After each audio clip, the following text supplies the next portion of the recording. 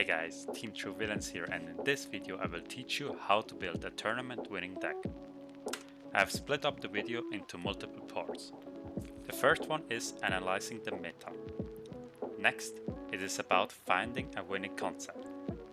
Then I will look at the method to improve your deck, and lastly I will mention some things about reflection. So let's start with analyzing the meta. I guess most of you already know this, but Digimon Meta is a great site. There you can find the deck list of tournament winning decks or like people that top the events. So yeah, it's really nice to have an overview. What I often do before a new set comes out is to go through the Asian deck lists and get an insight of their meta. Like for example with the BT16 decks that will come out in 2 or 3 weeks. After that, I try to analyze what I see a lot. Try to understand the new combos and mechanics. Next, I'm comparing some deck lists to understand the core of specific decks I would like to play. Additionally, I compare multiple deck lists and try to see a pattern. I will give you a simple example. So let's go back to BT14. For the BT14 meta, a lot of people started playing Crimson Blaze in their decks. This card was added to stop the Logomon OTK and also reduce Digipoli's swarming abilities. As you can see, there are 3 different decks: Shine Greymon, Red Hybrid and War Greymon, and all of the decks are playing Crimson Blaze. So if you see a trend like this, like for example Crimson Blaze, or something different in another meta, always ask yourself, why is it played? Can I include this in my deck? Does my deck struggle against that trend?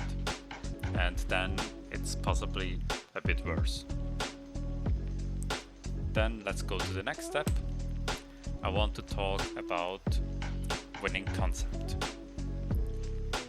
So, here you can ask yourself, do you want and try copying a deck and improve that, or are you trying to build a new deck yourself? Another crucial step for deck building is deciding for which event you're building this deck, because locals and big tournaments like regionals are completely different. An example here, in BT14 format, Logomon and Digipolice were amongst the most played decks. Hence, if you were able to utilize Crimson Blaze, it was an auto include in your deck. Because normally in a big tournament you played 3 to 5 times against Digipolice and or Logomon. So with having the card in the deck, you improve your odds of winning. Another example, in our locals, in Walliselle, shout out to them, I saw a lot trend where most of the people play Red Hybrid. Then I thought to myself, how can I beat that? And I soon found the card Venusmon, where I just included this in my yellow deck.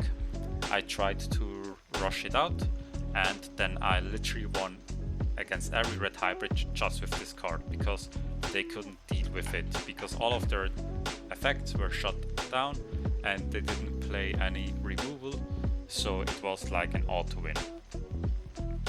So yeah. Next, I want to talk about improving your deck. What I mean by this is, I have a lot of people ask me, should I rather play Memory Boost or a Training? Should I play this option card or that? Which level 7 Digimon should I include? My method here is the following. If you want to compare 2 cards in your deck, pick either one and put it in your deck.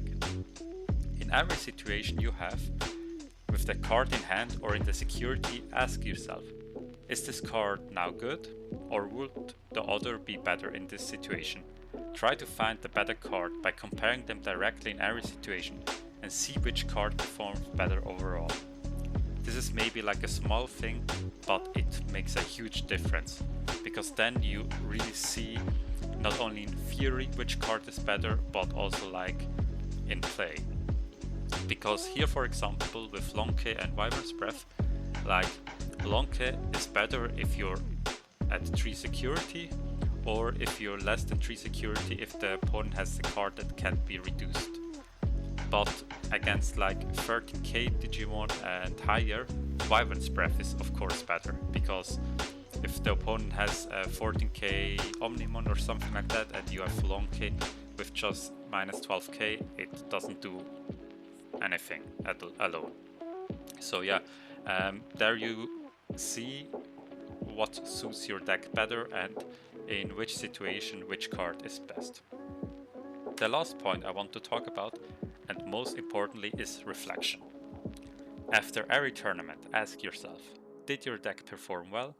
Was it countered by opponent's card choices? Additionally, think about the results you want to achieve. Do you want to have fun regardless of winning or losing? Or do you want to top an event? Because sometimes your favorite deck isn't that great in the current meta. Try out new decks and see what fits you best. With this, I will conclude my video. Thank you guys for watching. I also want to thank our sponsors TCG Shop and trading card Paliselle, and I will see you in the digital world.